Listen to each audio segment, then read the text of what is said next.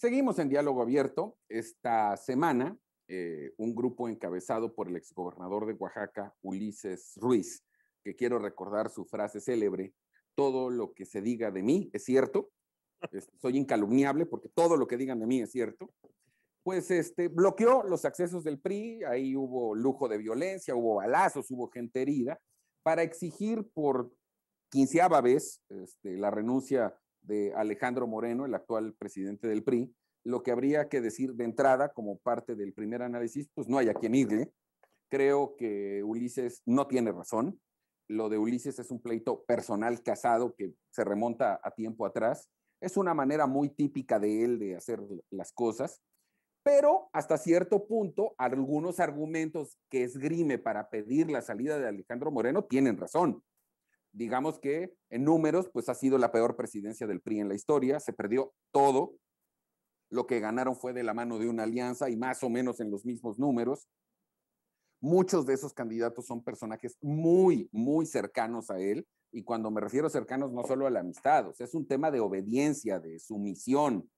Y pues bueno, suponiendo que Ulises Ruiz tuviera razón en estos argumentos, pues lo que no calcula o lo que no se da cuenta es que tanto estatutariamente como políticamente Alejandro Moreno tiene total y absolutamente controlado el PRI. De inmediato salieron todos los presidentes de los comités estatales, de las organizaciones y de los grupos a respaldarlo. Entonces, pues lo que yo creo es que no se va a ir de ahí, por lo menos no porque lo pida Ulises Ruiz. Si vienen tiempos políticos diferentes y Alfredo del Mazo, gobernador del Estado de México, alguno de ellos inicia otro tipo de movimiento, ya veremos. Pero la petición de Ulises Ruiz no va a pasar de un tema anecdótico, salvo el hecho de la violencia, de la agresión y de los balazos. Creo que eso sí es un tema que hay que tomar en consideración, porque no se trata de estarse peleando las migajas utilizando estos métodos. Pepe.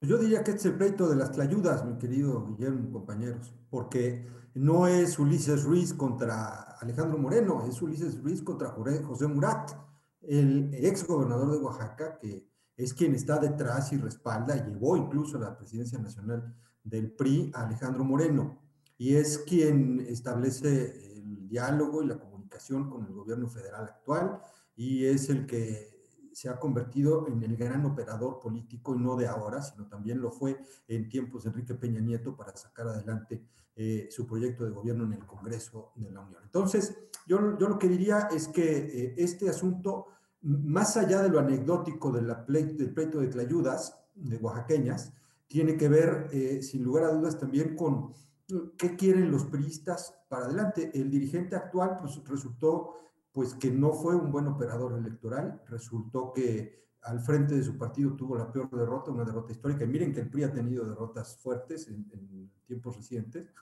y la otra cuestión es que es un presidente que es absolutamente funcional al poder actual, y que está dispuesto a pactar con el presidente López Obrador, y aún y en contra de lo que el PRI ofreció en campaña dentro de un bloque opositor. Entonces, a los que estamos de fuera, pero que vemos con añoranza la construcción de un bloque opositor que funcione también en el Congreso, Alejandro Moreno nos despierta serias dudas.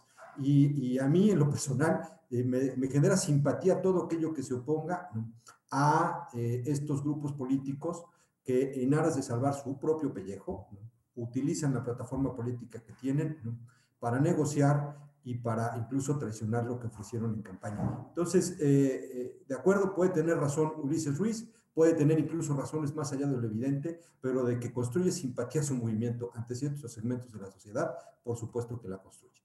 Sí, digamos que el tema aquí, y insisto, es que estatutariamente y políticamente Alejandro está muy sólido en la fuerza de tener el control del partido como para que Ulises lo pueda sacar. A eso me refería. Sí, hay algunos argumentos en los que tiene razón, hay algunos diputados plurinominales, a lo mejor algún día hablaremos de eso, que su primer trabajo en la vida va a ser diputados, pero son hijos o sobrinos de, ¿no? Felipe. Sí, Memo, colegas, yo nunca había visto una especie de zafarrancho en el PRI nacional. Lo había visto en los estados y, como dice Pepe, esto pareciera como que están viviendo en Oaxaca. O sea, en Oaxaca sí se dirimen las cosas, pero no aquí a nivel nacional. Y me recuerda a Peña Nieto. Ustedes recordarán que Peña Nieto cuando llega con el PRI de Peña Nieto pensó que el Estado de México Hidalgo era todo el país, o sea, era la marca de esos dos estados. Y ahora con Perdón que te interrumpa, pero lo único que queda del PRI hoy es el Estado de México. Nada más.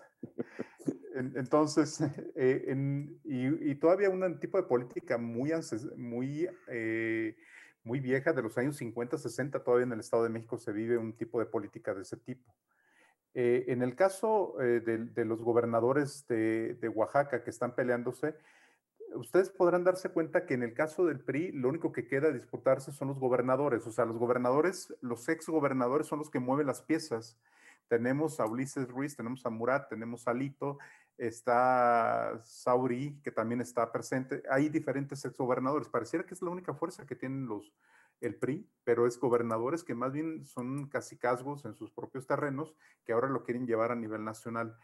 Y esta parte, reitero, yo no había visto un pleito así, y mira que antes le decíamos el Jurassic Park, era la sede del PRI, pero que en esta ocasión creo que los dinosaurios se salieron, y se salieron por sobrevivencia precisamente. Entonces, lo puedes ver, este tipo de zafarranchos, lo vimos en el PRD, lo hemos visto en Morena, no así en el PAN, ni siquiera en el PAN son un poco más civilizados, pero en el PRI no lo habíamos visto. Y creo que eso preocupa, porque ya son los estertores de un partido que si no se renueva, va a desaparecer. ¿Y qué están peleando? A final de cuentas, están peleando pequeñas canonjías, sobrevivencia, y no un proyecto de nación como presumen siempre en sus spots.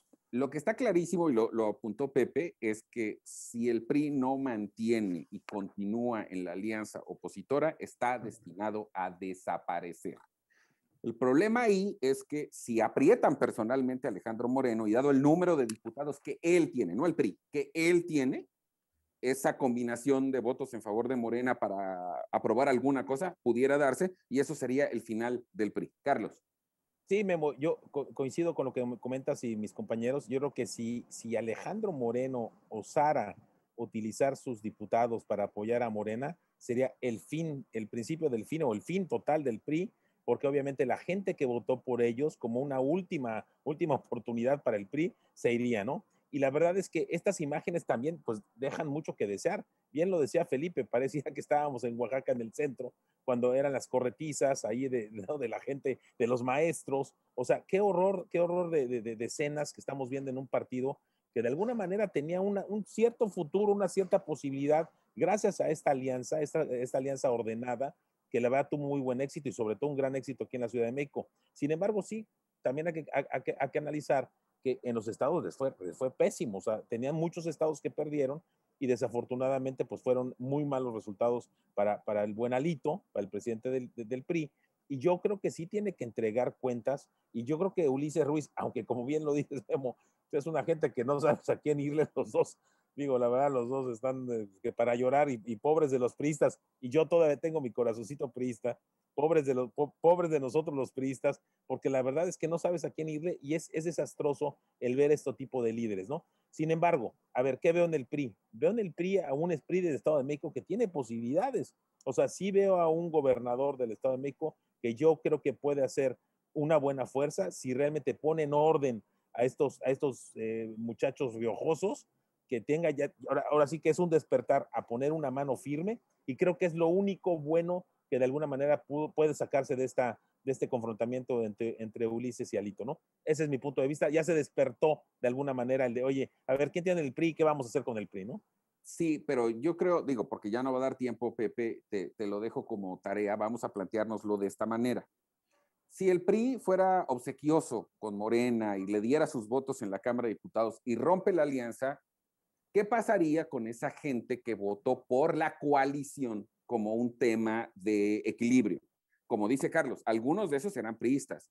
Yo creo, pero tú lo analizarás y lo planteo para la próxima semana, ¿esa tendencia de votos se mantendrá o el hecho de que el PRI se va a llevar sus votos? No sé si me explico. A ver, si el PRI rompe el acuerdo legislativo y se pasa con Morena, yo creo, ya lo platicaremos, que toda esa gente que votó por el bloque opositor lo va a seguir haciendo con quien lo represente. Sí. Y entonces el ganón puede terminar siendo el PAN.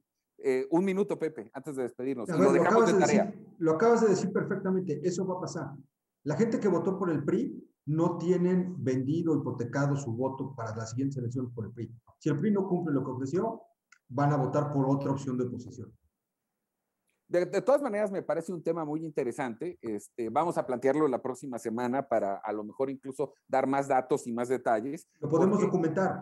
Porque lo que creo es que si Alejandro Moreno comete el error histórico de romper la alianza, está empinando al PRI a su desaparición, pero no necesariamente al bloque opositor. No necesariamente. Bueno, les veo el próximo sábado. Gracias, Felipe. Hasta luego, Memo, Pepe, Charlie. Buen fin de semana y auditorio también. Cuídense mucho. Carlos, nos vemos el próximo sábado. Claro que sí, Memo, muchísimas gracias. Que pasen un fin de semana muy bueno. Un saludo a Felipe, a Pepe y obviamente a todo nuestro equipo de producción y a todo nuestro público que nos ve todos los sábados aquí. Gracias, Memo. Gracias. Bueno, Pepe, ya te quedaste con tarea para el próximo sábado. Y la asumo. Y además les mando un abrazo a todos y les aviso que ya va a ser tiempo de chiles en nogada aquí en Puebla para que nos vengan a visitar. Puras promesas y luego tenemos que revisar esas apuestas que hicimos de la final porque ya no me acuerdo en qué quedamos, ¿eh? Yo no perdí, lamentablemente. Yo hoy sí puedo decir que gané. No sé qué, porque no me acuerdo de las apuestas. Pero bueno, el sábado siguiente lo retomamos. Vamos a un corte, no tardamos nada. Volvemos aquí a Diálogo Abierto.